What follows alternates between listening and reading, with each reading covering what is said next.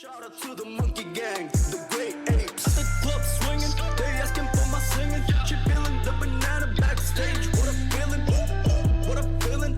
Monkey gang chilling. What a feeling, king of the top villain. Hey everyone, Fiction Ape here. So I've been rereading Naruto, and as I got through the Kage Summit, I thought to myself, wow, Danzo's a really great character that I completely glossed over before. When I tried to share this idea with a couple of friends of mine and a few followers, I was usually met with one of two responses. The first being, screw him, he's an evil asshole. Or, well, I guess he does his job as a villain well since we hate him. And while I think neither of these responses are necessarily wrong, I just think there's so much more to Danzo's character than just being hateable. There are so many layers to unpack when it comes to who he is and the purpose he serves within the world of Naruto. So I decided to do just that today. Needless to say, spoilers for the entirety of the Naruto manga ahead. Self-sacrifice. That is the meaning of Shinobi. Never to see the light of day, distinguished servants of shadow. That is the true figure of Shinobi since ancient times. Little is known about Danzo Shimura's childhood. However, there's two key pieces of information laid out to us in statements and flashbacks that help us figure out a lot about his circumstances growing up. First of all, Danzo was close friends with the prodigy and future third Hokage, Hiruzen Sarutobi. Moreover, it's made known to us both his father and grandfather died on the battlefield.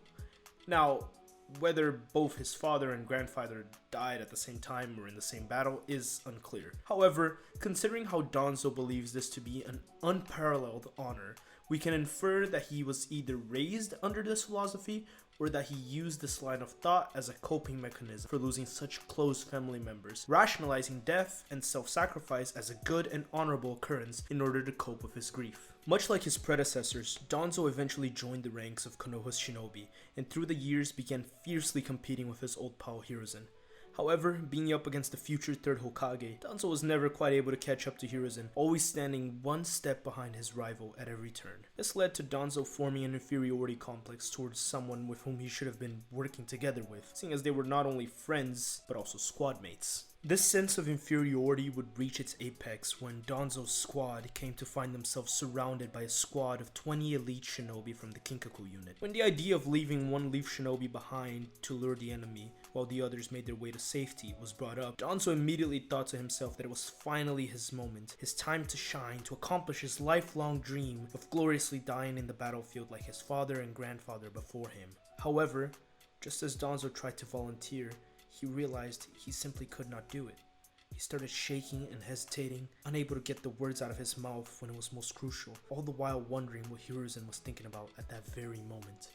His shaking stopped when Hiruzen, without a single moment of doubt, decided to step up and be the one to lure the enemy forces, quickly resigning himself not to die, but to fight for his friends and attempt to get out alive. Danzo at that moment brands himself a coward for being so glad that he wouldn't have to die. Feeling an immense sense of guilt for being unable to follow in his father and grandfather's footsteps, which he had glorified his entire life. He snaps at Hiruzen, claiming this was all a scheme to steal his glory. However, it's pretty clear that Danzo knows his old friend well enough to know that he's not the type to do something like that. This makes it even more evident that Danzo is only projecting his own desires onto him, seeing as Danzo is actually the one who would consider such a thing an opportunity to take a limelight as a glorious martyr. The argument is promptly stopped by Tobirama, who proceeds to state that he will be the one to stay behind and lure the enemy. Tobirama explains that the younger generation should be protected by the older, and that only in this way can the will of fire be passed onward. Danzo proceeds to tell Tobirama that he cannot do such a thing, hailing the Hokage as the most important shinobi in the village, or, to use a more familiar term in the series, the king. I bring this up because we have seen Azuma, Hiruzen's own son, explain the will of fire before to Shikamaru, who at first also mistakenly names the Hokage as the king, to which Asuma responds that the king is the children of the future generations, all of whom must be protected. Danzo's failure to comprehend the will of fire is even more ironic when you realize that Danzo's entire pretext for all his actions is that self-sacrifice is the essence of shinobi, but he evidently wouldn't sacrifice himself in order to keep future shinobi from dying, and thus further the village. Danzo's hypocrisy is made even more apparent when he starts the Black Ops Foundation unit in Konoha, an organization that primarily uses children who should be the most protected according to Hiruzen, as his cannon fodder. These children are stripped of everything in the name of self-sacrifice: their names, Their identities, their emotions, even their words are limited through a seal in their tongues, allowing them only to speak words that were not harmful to Danzo, and in many cases, like Sai's brother, their own lives. Danzo's foundation is the antithesis of everything the Will of Fire could possibly stand for. This was Danzo's way of gaining control. But why was control so important to Danzo? As a man unable to maintain control over any desire he had throughout his entire life, be it surpassing Hiruzen, becoming Hokage, or even dying a glorious death, it's clear that Danzo felt as if he had no agency over himself. This led to him becoming even more insecure, but instead of internalizing this insecurity, he externalized it by trying to attain control over others in order to make himself feel safe and useful to the Leaf Village. Danzo's desire to oppose and surpass Hiruzen, who had now become the third Hokage, was so great that he transformed himself into the exact opposite of anything Hiruzen could desire. While Hiruzen attempted to peacefully suppress the Uchiha coup through Shizui Uchiha's Koro Matsukami jutsu, Danzo instead foiled those plans, taking Shizui's eye and forcing Itachi to then massacre the entire clan. Although one could argue that this was simply what Danzo thought was best for the Leaf Village, the subtext of self-preservation is obvious when you notice the two jutsus that he acquired from this whole set of events. The first being Shizui Uchiha's Koro Matsukami, a jutsu that would control the very thoughts of those being affected by it to a degree that they would never even notice, and believing said thoughts to be their own. If you can obtain control over people's thoughts, you obtain control over them, which is what Danzo thrives off as his way of feeling safe in total control. The second jutsu that Danzo acquired was the Izanagi, which is a jutsu that displays both Danzo's main characteristics perfectly. Not only is it a jutsu that grants the user control over even reality itself, deciding what is fantasy and what is true, but it also shows his persistent clinging to life and refusal to die, giving himself literally 10 extra lives, which is ironic for the man who claims to have self-sacrifice as the highest honor and duty of a shinobi. Now, through all of these horrific actions, Danzo became known as the Shinobi of Darkness, a fitting title for it not only works at a literal level with him being the shinobi who works in the most conniving and dishonorable ways, doing what he claims to be necessary regardless of how ugly actions he may take, but also Danzo lived in the shadow of his best friend and rival his entire life, Hiruzen Sarutobi. At this point in his life, Hiruzen was even able to obtain the thing that Danzo never could, a noble, glorious sacrifice, being known and beloved by all in the village as a hero, like Danzo always wanted. Now, all throughout the second part of Naruto, we see Danzo admonish everything that comes in regards with Hiruzen, preaching that his pacifism was what led to all the disasters of Konoha, like Orochimaru's attack and Pain destroying the village. Danzo claims that only he, a man of action, can reform not only the village, but now the entire shinobi world. Thus, Danzo eventually manages to attain the coveted title of 6th Hokage. Through the meetings in the Kage Summit, we get to see Danzo show his true colors, starting by his manipulation of events to bring all nations together under one shinobi alliance, and then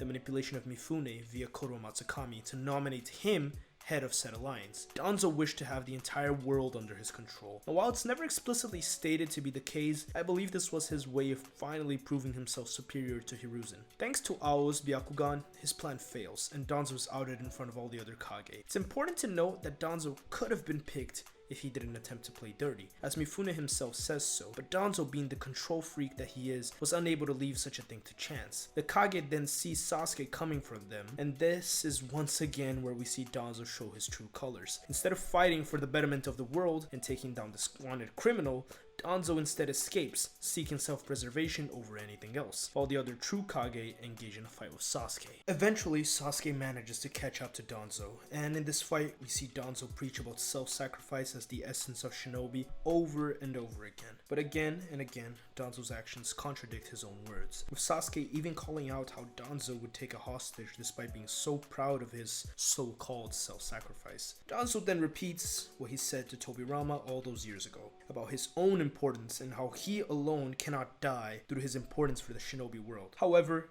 just as he is about to be killed, Danzo recalls the turning point of his life once more, the mission where Tobirama sacrificed himself. Although it's not specifically stated, I believe that Danzo must have replayed this day in his life over and over and over again, trying to figure out where it all went wrong. But this time, at the brink of death, Danzo finally understands why he was unable to truly comprehend any of them, from his father, to his grandfather, to Tobirama, to his best friend Hiruzen. Danzo finally grasps the true spirit of self-sacrifice. It was never about the glory and respect. but about protecting the future generations. In his final moments, Danzo had finally come to inherit the Will of Fire, as he gives his life away with a final sealing jutsu in an attempt to kill both Sasuke and Obito, claiming that it is his responsibility to not let them live. And then, moments before his own demise, Danzo realizes that he was never meant to become Hokage, that there is more to being Hokage than a simple political title, joining his best friend in death, and finally being able to understand him. And this about wraps it up for the video. As I've said in all my analysis videos, this is just my opinion and my own personal understanding of the story. I do not claim to be owner of the truth, so if you disagree, please let me know why respectfully in the comments. Please make sure to leave a like, share, and subscribe if you want more content like this or if you enjoyed the video. And I'll see you guys next time. Fiction Ape out the gate. Peace.